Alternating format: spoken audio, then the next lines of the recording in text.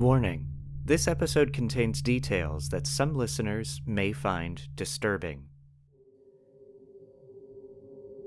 The following is a quote from an article in the Cincinnati Post published in 1910 by Dr. Ralph Reed, well-known insanity expert. Certain facts in regard to these murders and assaults stand out clearly. First, they were all committed in the same neighborhood. Second, there is a strange lack of motive, either of robbery or criminal assault. Third, they are all characterized by an excessive and motiveless brutality. Fourth, they have followed each other at fairly regular intervals. Fifth, no trace has been found of the criminal. This article came out after the fifth murder in the Cumminsville neighborhood of Cincinnati since 1904. Murders that appear to be committed by the same killer who was known as the Cumminsville Ripper, and the area gained such notoriety that it was called the Murder Zone. This is a study of strange.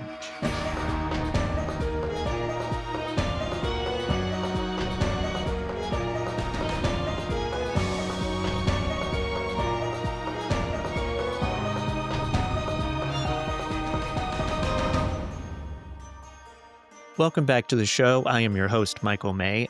I first came across the story of the Cumminsville Ripper while researching a different serial killer, the Dayton Strangler.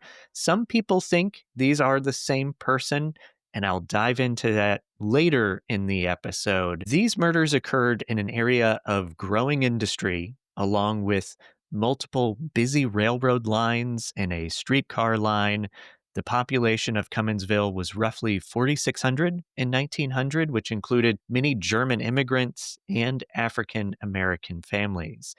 What I'll do is follow the narrative pieces of each murder chronologically and explain the conflicting details from early reports and examine all of these various attacks and suspects. So let's dive into it. First, context and history. By the early 20th century, Cumminsville had grown from a rural village into a working-class suburb. The area was annexed into Cincinnati in 1873 and soon developed a bustling commercial district known as Knowlton's Corner. It's important to understand the role of railroads in Cumminsville, and it relates to all of these cases. They dominated the landscape, and they were the primary mode of transportation. Cars had yet to become the common method of getting around. The Baltimore and Ohio, Cincinnati, Hamilton, and Dayton rail lines all came through the neighborhood, as well as the Cincinnati Street Railway lines. Altogether, they carried nearly 100 million passengers per year. Cumminsville was nicknamed Happy Valley because it had a lot of saloons and clubs. It also had a lover's lane, which wasn't the romantic, cute notion of a lover's lane that you might think of when you hear that name. It was actually more of a red light district. It was also nicknamed, conversely, Helltown, because it was thought to have a lot of crime.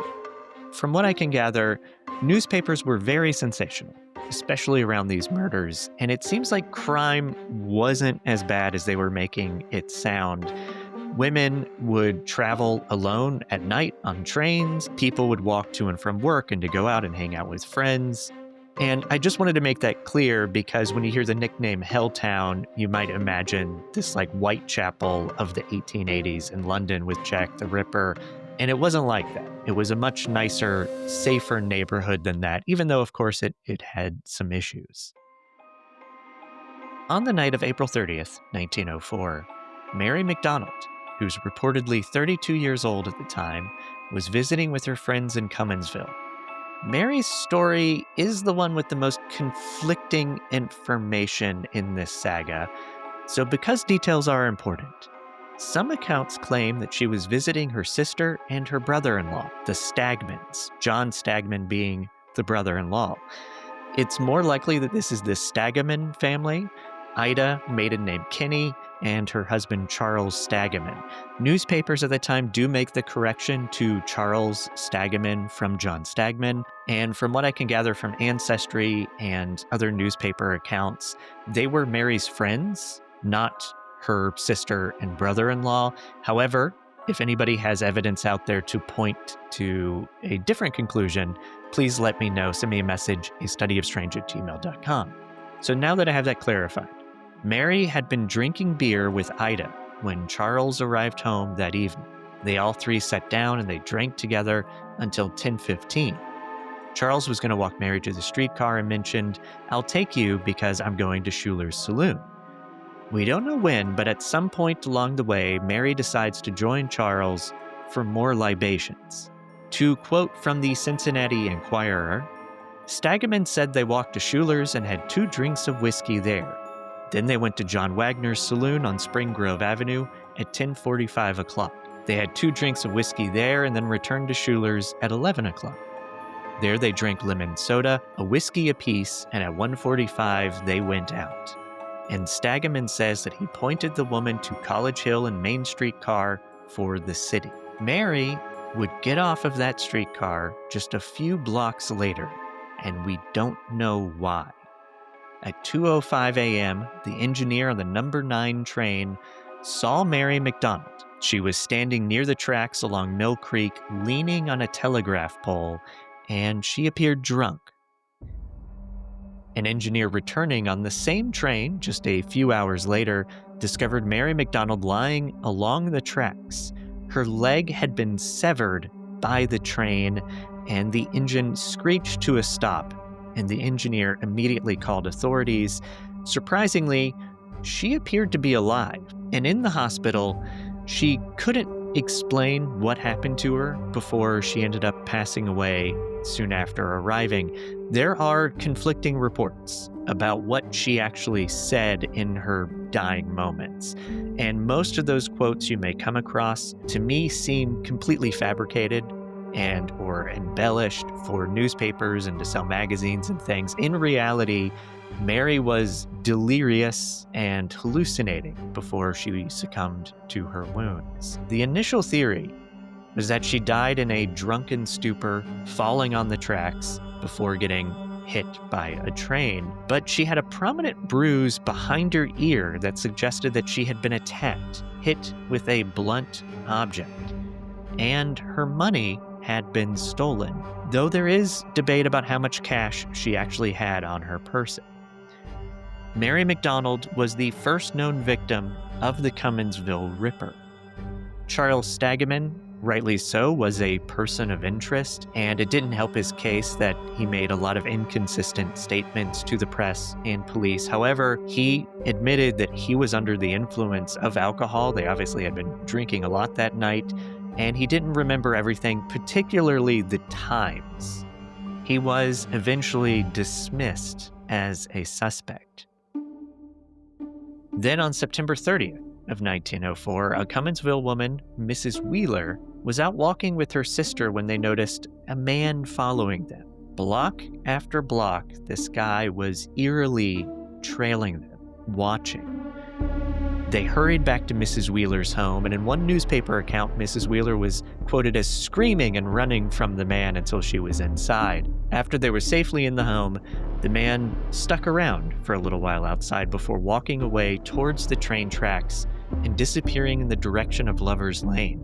The women described the man as having a hand in his pocket, as if he was hiding a weapon of some sort, and was either of mixed race or white. But out of all the details that stand out, the man's slouch hat was the easiest to see and the most prominent detail. What's interesting about this is just a few weeks prior, though it wasn't reported at the time of Mrs. Wheeler's interaction with a slouch hat man, is that a Josephine Klausing was attacked in Cumminsville.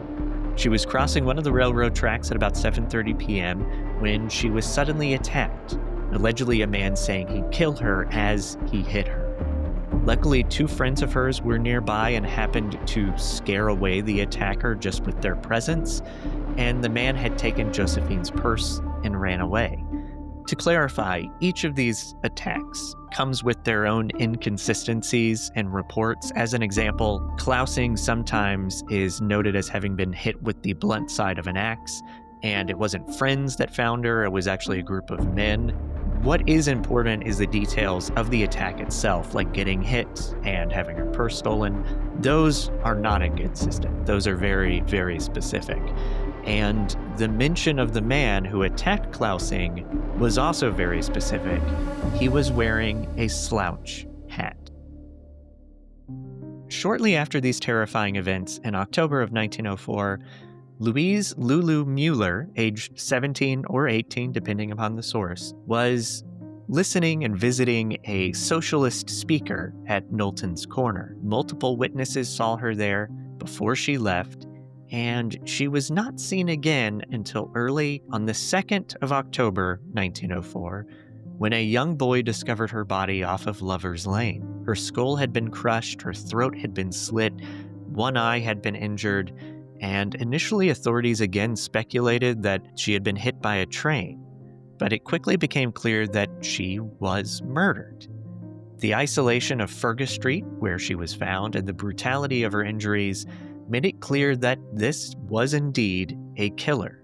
Police soon arrested Theodore Salmon and William Wilson, two men who had been drinking with Lulu the night before, but they had solid alibis that were confirmed. And Lulu's boyfriend, or lover, as one of the newspapers labeled him, Frank Eastman, was also questioned but not charged. Here's a quote from the Cincinnati Enquirer, published on October 3rd, the day after her body was discovered. Indefatigable but unsuccessful efforts were made by the police yesterday to penetrate the mystery which attaches to the murder of pretty Louise Mueller, the shop girl whose mutilated body was found early Saturday morning, lying in the weeds in Lover's Lane. Not the slightest clue has been obtained to the identity of the man to whose powerful blows the weak and defenseless girl succumbed. All doubts to her death being due to foul play were cleared away yesterday. The theory that she was struck by a passing train on the CH&D Railroad and then crawled to the spot where her corpse was found were dismissed. The weapon with which the murder was done has not been found. The blood spots which were found on the path leading from the railroad tracks were made as the life fluid of the girl dripped from the weapon which the murderer carried from the scene of his crime. The brutal nature of Mueller's death and the lack of arrests led newspapers to link her case to Mary McDonald's, and the idea that a serial killer was on the loose took hold. And then about a month later, on November 2nd, 1904, Alma Steinigweg, also sometimes called Steinway, was an 18-year-old telephone operator and choir singer. She worked at the Park Exchange on Knowlton's Corner. She left work around 9 p.m., boarded a streetcar, and received a transfer ticket to switch to Winton Road. Conductor Frank Limley remembered a stout, bearded man leaving the car with her. Alma never boarded the second car. She had been at the Winton Road and Spring Grove waiting room when an attack occurred. Her body was found the following morning, November 3rd, in a vacant lot near the Spring Grove Cemetery in Mill Creek around 10 a.m. Her head had been smashed with a blunt instrument, some teeth were missing, and she clutched her streetcar transfer ticket in her hand. And there was also a blood-stained glove that was discovered nearby. A trail of blood and large footprints indicated she was dragged from the street to the field, down an embankment, and carried through an opening in a fence. This is a difficult journey for the killer. The reason for undertaking that difficult journey, for dragging and carrying Alma this distance and risking being caught doing so, was that Alma is the only confirmed victim to be sexually assaulted. A paper bundle containing women's shoes was found near her hat, so this is likely a package that she was carrying with her, and detectives believe that she was killed by a blunt club, similar to the other victims. The conductor Limley that had seen Alma and saw a stout gentleman with her, it turned out to be a false memory because there were actually two men on the train with Alma that night. They were locals, people knew them, and they had actually walked away from Alma when they got off the train. They went in a different direction while Alma went to the waiting room to wait for her connecting train. This murder generated more panic. The Park Telephone Exchange offered a reward for information, and this is when newspapers began using the term Cumminsville Ripper, Jack the Ripper having only been a few decades prior, so it was very fresh on everybody's mind. And following Steinway's murder, several more women were attacked around the same area, including Dorothy Hannaford, who was grabbed waiting for her train but was able to escape, Mrs. Unkebeck, and Mrs. Hagerdorn, who beat off the attacker by striking him across the face, the Weimer sisters and Mamie Roddy, who were attacked near Spring Grove Cemetery and fought him until he fled, and Josephine Hewitt, who actually pulled a revolver and fired at the guy that was attacking her. He tried to grab her by the throat. She did not hit him. He was able to get away. But all survivors described a short, heavy-set man wearing a slouch hat. At the conclusion of 1904, the attacks and murders seemed to have stopped. The city returned to a new normal, and that was until New Year's Eve, 1909, when Anna Lloyd, who was between the ages of 36 and 42, worked as a secretary and business manager for the Wyberg and Hanna lumber plant. On New Year's Eve, she finished work around 6 p.m., and she chose not to walk home with her co-workers. Some newspaper reports say that she was fighting with her co-workers. I don't know if that's true or not, but she walked alone. A streetcar conductor later reported that he saw a woman struggling with two men near the lumber yard. Early on January 1st, 1910, her body was found in a ditch near the CH&D tracks by Hopple Street. Her throat had been cut, her face was beaten, and she had multiple skull fractures. She had been gagged and dragged into a secluded spot. Her satchel was later found a mile away, and the money was missing. Police arrested three men: Henry Cook, a butcher who was seen near the scene, George Lewis, a fireman, and James Fields. Witness Tilly Krebs claimed that she saw Cook and another man leaving the area. He was arrested and his bond was set at $1,000. Lewis was eventually released when officials confirmed that he was incarcerated elsewhere at the time of the attack.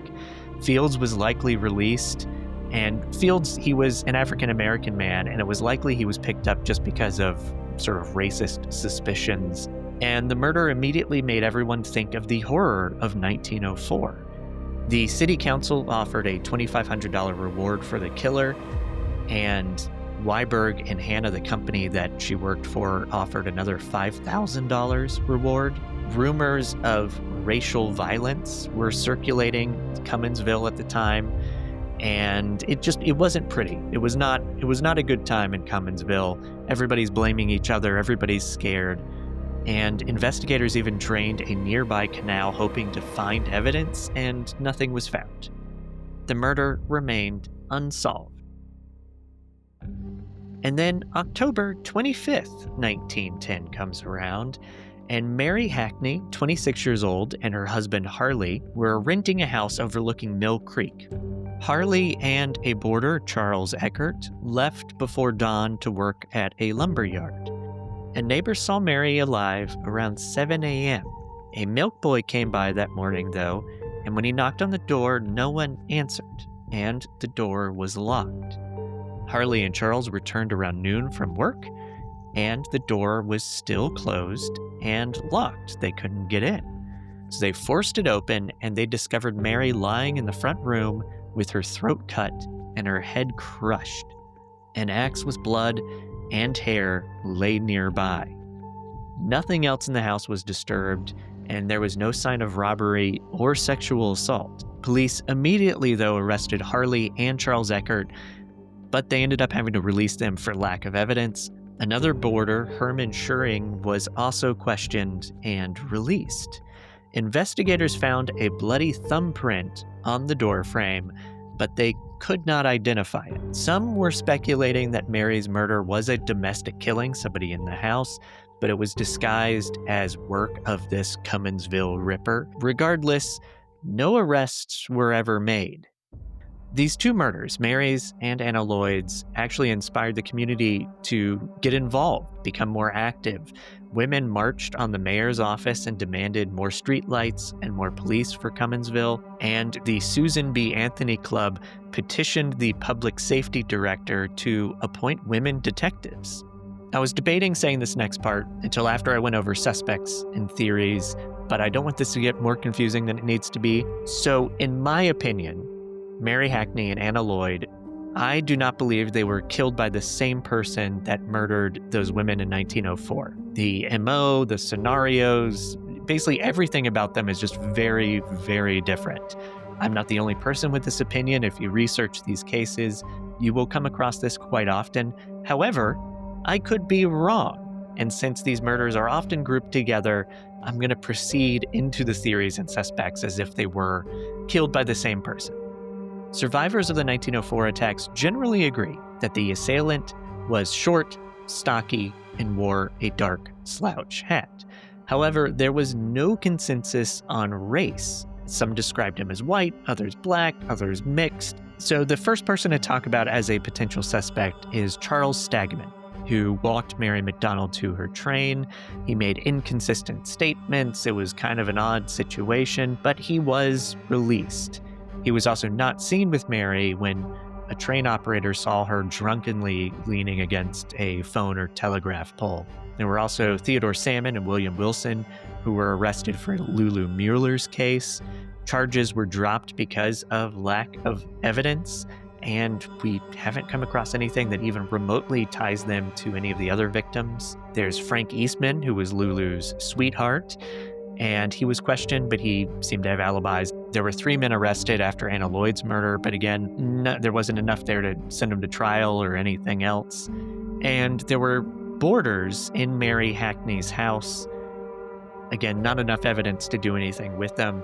I wanted to go over that list because when you're listening to this tale, you might think of some of these people as being persons of interest, and you should. That's a very valid thing, but none of them fit the descriptions of the short, stocky, slouch hat man. All of them only have connections to the person they know that was the victim. None of them have connections to any of the other victims whatsoever.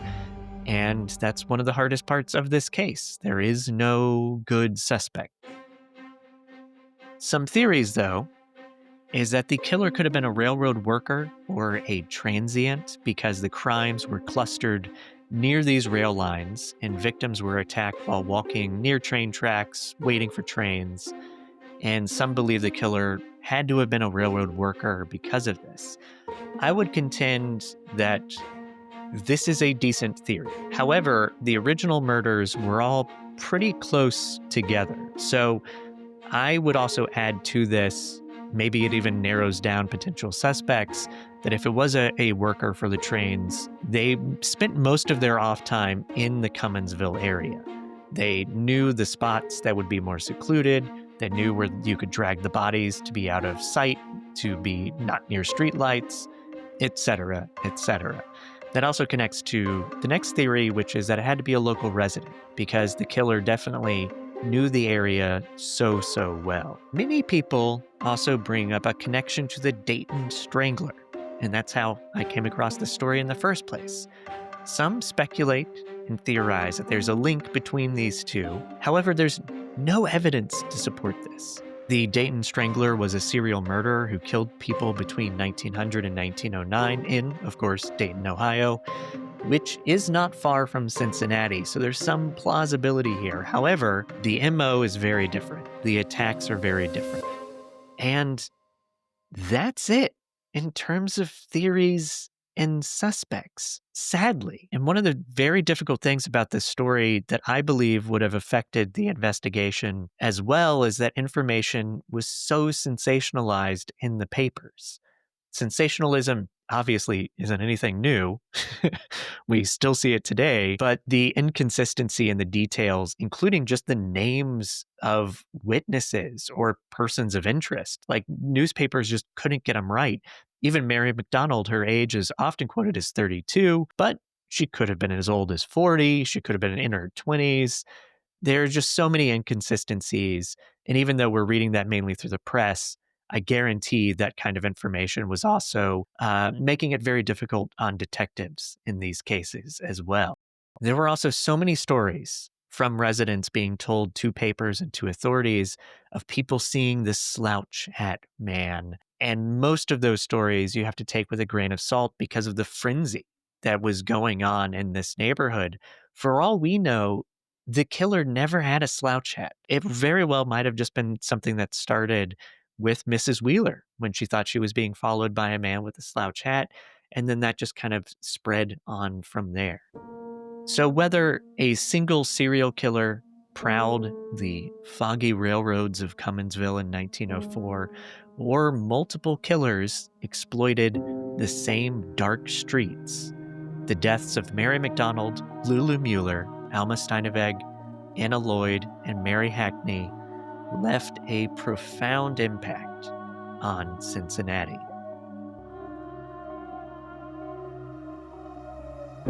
You've just listened to A Study of Strange. Consider helping us keep the lantern lit, illuminating the unexplained, by subscribing to our Substack. Just head to the support tab at astudyofstrange.com. Until next time, stay curious and stay strange.